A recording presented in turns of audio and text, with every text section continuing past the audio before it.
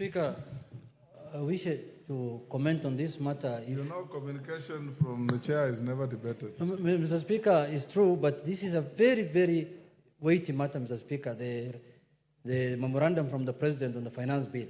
Yes. For the simple reason, Mr. Speaker, first, when you look at this memorandum, you'll realize that Kenyans have not yet come to understand very well on how Parliament operates.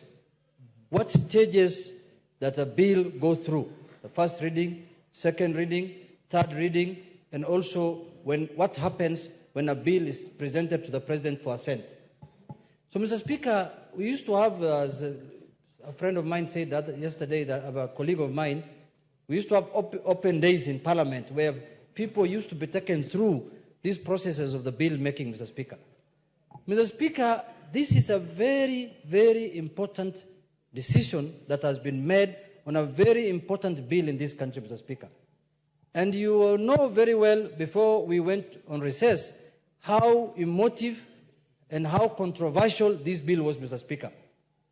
And there are people in the country, our voters, who believe that this bill is becoming a law, Mr. Speaker.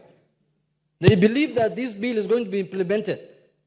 But, Mr. Speaker, and this is an unprecedented situation, because this is the first time since I came to this Parliament 10 years ago that a bill, the President has deleted every clause of a bill, Mr. Speaker. I'm not sure whether he has deleted even the title of the bill. We need to check that in the memorandum. But he has deleted every clause of the bill, Mr. Speaker. It's unprecedented. It has never happened. In the last 10 years, we used to have a memorandum that comes to the House where the President could have issues with one clause, 2 or 3 clauses. This is the first time that a whole bill has been deleted. What does that mean, Mr. Speaker? If you ask me as a legislature here, because you have to raise 2/3 numbers to undo what he has recommended, according to me, this bill is, what do they say, dead as a dodo, Mr. Speaker. They say dodo is an animal that used to live in Malaysia, which is extinct now. So the bill is extinct as we... Malaysia, Madagascar. Madagascar, you're right, Mr. Speaker, in Madagascar.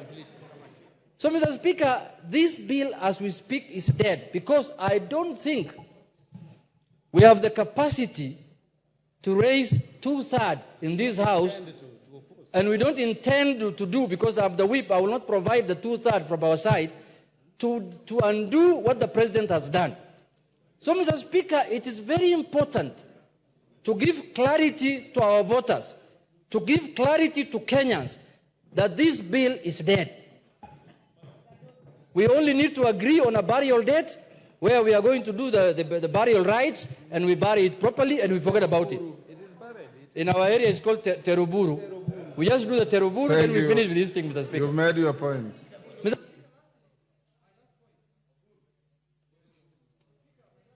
Okay. Give him the mic. My last point is this, Mr. Speaker. In your communication also, other than the issues that came back from the presidency, is the issue of how to deal with the supplementary budget 1 and the county revenue allocation. Mr. Speaker, I want to urge this House again. Let us look at those things objectively. It is this House that can know where to cut that money from in the budget, Mr. Speaker.